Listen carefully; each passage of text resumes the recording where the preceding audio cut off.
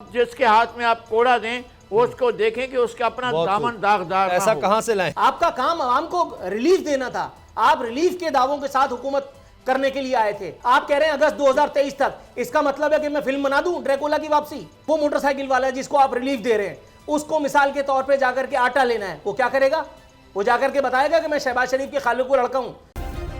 Subscribe करें और bell दबाएं ताकि कोई खबर रह न जाए।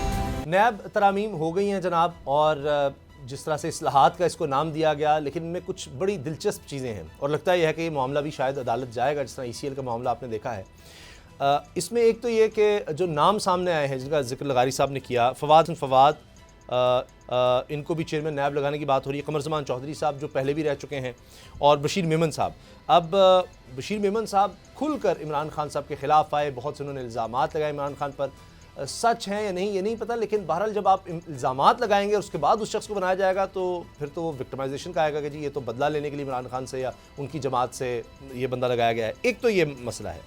दूसरी तरफ यह है कि 1999 से इसका इतलाक़ किया जा रहा है, यानी जिस दौर के भी केसेस आज आप देखते हैं बने हुए हैं, यानी पीपल्स पार्टी के लोगों के ख़िलाफ़, नून लीग के ख़िलाफ़, वो सारे केसेस जो हैं बिल्कुल ख़त्म करने के हवाले से ये चीज़ नज़र आती है। एक और बड़ी मज़ेदार चीज़ है इसमें, हैरान कुन है कि उसके बाद आप कुछ भी नहीं कर सकते कि जनाब एसेट जो है असासा किसी ने बनाया है, वो उसमें सिर्फ उसके पीछे जाया जाएगा जो उसके नाम है, उसके बीवी बच्चों के नाम हो, उसके किसी रिश्तेदार के नाम हो, उसके किसी एसोसिएट के नाम हो, यानी जो आप मकसूद चपड़ासी वगैरह का सुनते हैं। नहीं, वो ख़त्म है।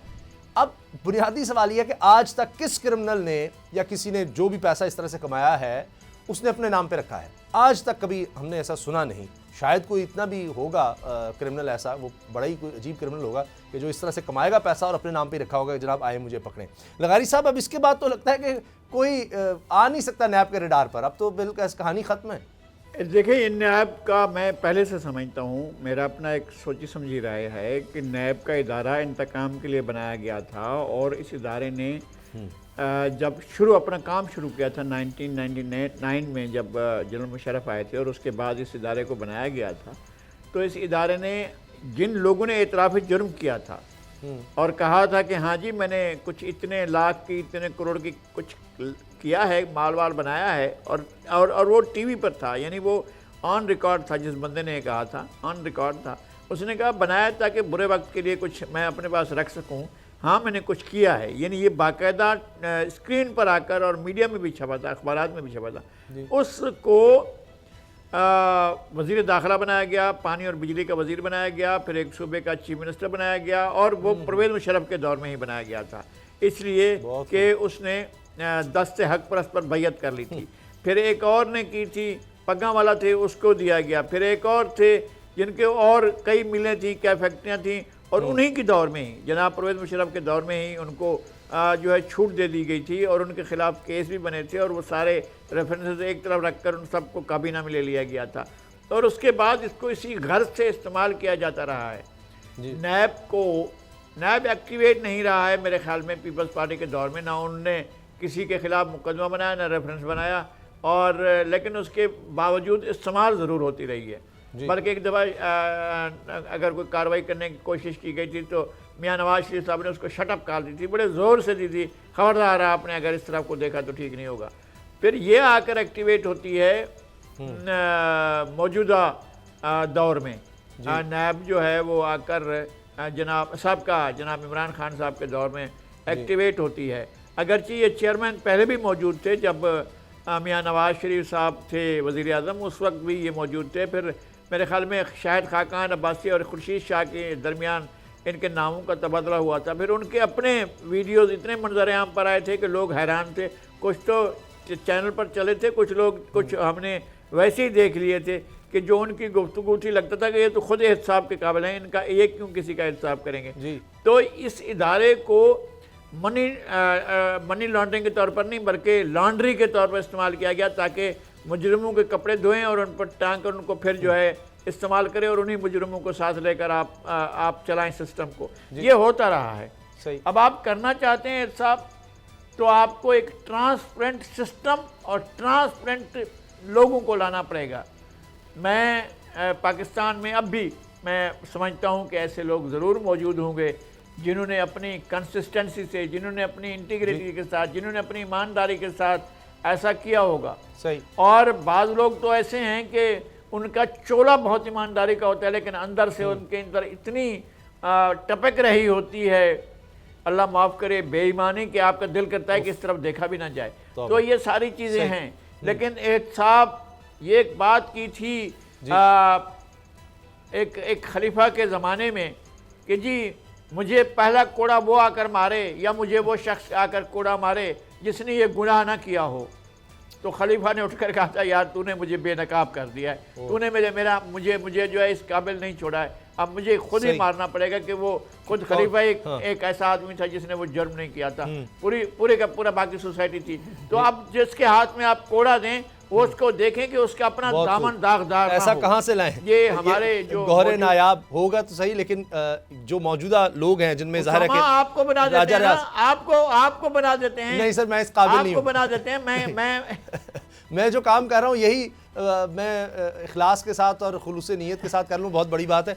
अच्छा, अब राजा रियाज साहब से जनाब मुलाकात भी हो गई है, वज़ीर आज़म की जो अपोजिशन लीडर राजा रियाज साहब, और मामला तय भी पा गए हैं। लेकिन नूरुल आरिफीन, अब एक अच्छी खबर यह है कि मोटरसाइकिल और रिक्शा सवारों के लिए रिलीफ का फैसला है, और BISP Benazir income support programme के तहत मोटरसाइकिल और रिक्शा ड्राइवर्स को ये रिलीफ दिया जाएगा। वज़ीर आज़म ने इत्तेहादियों से मुलाकात की है और भरपूर हिमायत उनकी हासिल की है, और अगस्त 2023 तक मुद्दत पूरी करने का फैसला हुआ है। ये इत्तेहादियों ने वज़ीर आज़म को मशवरा दिया जी गैर यकीनी सूरत हाल से भी निकालें और मुद्दत भी पूरी करनी है, और ये रिलीफ का भी हो गया है। लेकिन जो अब पता नहीं इसको मैं आटे में नमक कहूँ, ऊँट के मुंह में ज़ीरा कहूँ, आतम ताई की खबर पर लात मारना कहूँ, क्योंकि इससे कोई अशिया खनोश की कीमत नीचे नहीं आने वाली, ना ही ट्रांसपोर्ट की कीमत कोई नीचे आएगी, वो चीज़ें नहीं होंगी। हाँ, मोटरसाइकिल वालों को और रिक्शा वालों को अगर रिलीफ मिलता है तो बहुत अच्छी बात है, बहुत अच्छी बात है, कुछ तो है। मगर ये जो खुद को रिलीफ दिया गया है नूरुल आरिफीन, इस पर तो शाबाश बनती है। भाई मोटरसाइकिल और रिक्शा वालों को आपने रिलीफ पैकेज बकौल आपके के दे रहे हैं। वो एक मिडिल क्लास है जिस बेचारे के पास माँ सिवाय धक्के खाने के, ऑफिसेज में लिफ्ट लेकर के इधर उधर से पैदल चलने के, अपने बच्चों के लिए कुछ ना कुछ जोड़ने के, उसके पास और कोई सामान नहीं है, उसको रिलीफ कौन देगा? इनके खालू। जिस आदमी ने मोटरसाइकिल ले ली आप उसको रिलीफ देने आए हैं, जो आदमी पैदल चल रहा है वो आपकी रियाया नहीं है। सड़कों पे ये रिक्शे वाले, ये टैक्सी वाले, बहुत कड़वी बात है लेकिन सुन लीजिए, यही लूट रहे होते हैं ना एक मिडिल क्लासिये को। लियाकत नेशनल अस्पताल से एक मरीज को लेकर के नहीं जा रहा, सिर्फ 50 रुपए के ऊपर झगड़ा हो रहा है, और इत्तेफाक से वहां मलकुल मौत बन के मैं पहुंच गया। उसके बाद आप सेंसर समझिए, बात खत्म हो गई। लेकिन कितनी जगह कोई पहुंचेगा? मैं ये नहीं कह रहा कि ये लोग रिलीफ के मुस्तहिक नहीं है, लेकिन भाई रिलीफ का मुस्तहिक कुछ और लोग भी हैं। वो एक आदमी, अच्छा चलो मान लिया वही रिक्शे वाला, उसको शाम में दवा की जरूरत पड़ती है अपनी बेटी के लिए, अपने बेटे के लिए, क्या करेगा? महंगी हो गई। उसको, वो मोटरसाइकिल वाला जिसको आप रिलीफ दे रहे हैं, उसको मिसाल के तौर पे जाकर के आटा लेना है, वो क्या करेगा?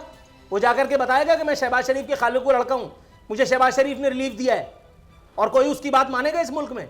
ये क्या गोरख धंधा है यार, क्या ड्रामेबाजी है।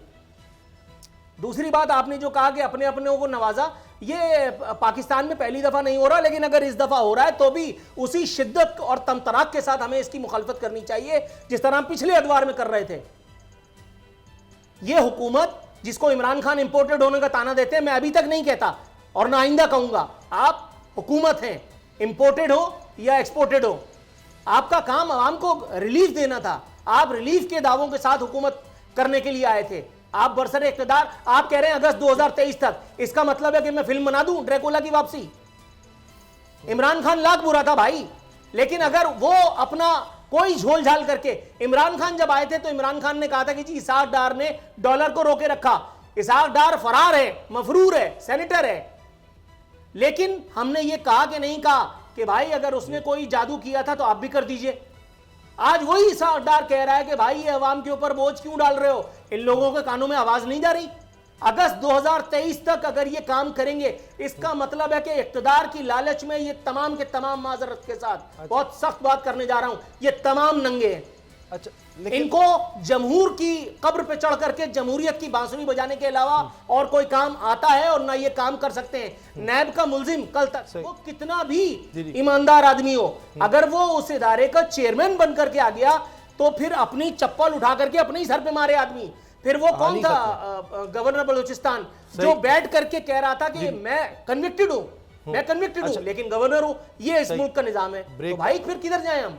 ब्रेक का चूंकि कहा जा रहा है, लेकिन ये जरूर है ये जो नैब का रिलीफ आएगा 1999 से अब तक, और जिस तरह मैंने अर्ज किया कि जी सिर्फ वो एसेट होगा जो उस मुलजिम के नाम है, बाकी उसके बच्चे, बीवी, रिश्तेदार, एसोसिएट्स, किसी के नाम कुछ भी हो, वहाँ नहीं नैब जा सकता। तो इसमें जो इल्ज़ामात इमरान खान साहब की हुकूमत में लगते रहे, वो भी उन लोगों को भी रिलीफ मिल जाएगा। तो ये जो बड़े बड़े थे जिन पर इल्ज़ामात थे, उनके लिए ज़रूर रिलीफ है। जिस तरह नूर आलफिन कह रहे थे, आम आदमी के लिए इसमें भी उतना रिलीफ नहीं मिलेगा। ये रिक्शा और मोटरसाइकिल का है जो कहा जा रहा है बेनज़ीर इनकम सपोर्ट प्रोग्राम के तहत, ये शायद नाकाफ़ी हो। ब्रेक के बाद मिलते हैं। सब्सक्राइब करें और बेल दबाएं ताकि कोई खबर रह न जाए।